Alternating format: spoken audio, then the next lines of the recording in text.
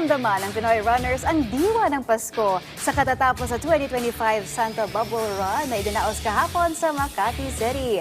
Kilalanin ang mga top finishers sa ulat ni Bernadette Tinoy.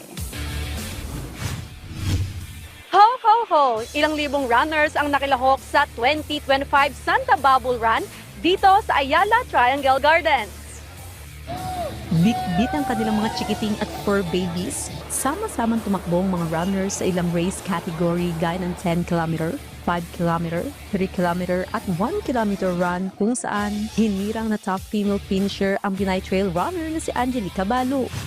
Maiba naman, hindi naman puro trail. Masaya, tsaka kita mo yung madaming nag-join, nag-enjoy with the bubble. So talaga, parang nakita mo sa lahat na nag-enjoy sila. Hindi ko naman siguro wala masyadong elite na road runner. Ayun, pero masaya syempre. Syempre yung goal din na ma-maintain yung pace, gano'n. Tsaka syempre fastest. Isa rin sa sumali at nanguna ang estudyanteng si Rex Fresco na mula sa San Juan City. Anya itong unang beses na nanguna siya sa isang fun run event, kaya naman punti rin niyang ituloy ang kanyang nasimulan sa larangan ng pagtakbo. 9 months pa lang po akong tumatakbo. Then, ayun po, nag-enjoy po kasi ako sa pagtakbo pero gusto ko rin po maging pumasok sa competitive po na po.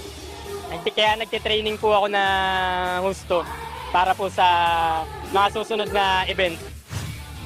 Ayon kay Santa Bubble Run race organizer Glenn Terania, may tuturing na matagumpay ang sabing programa na layo may palaganap ang healthy lifestyle at may pagdiwang ang Christmas season.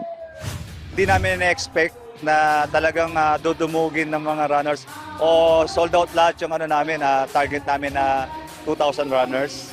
Kaya, so nagpapasalamat kami sa mga nag-join from 1 kilometer, 3 kilometer, 5 kilometers, and 10 kilometers.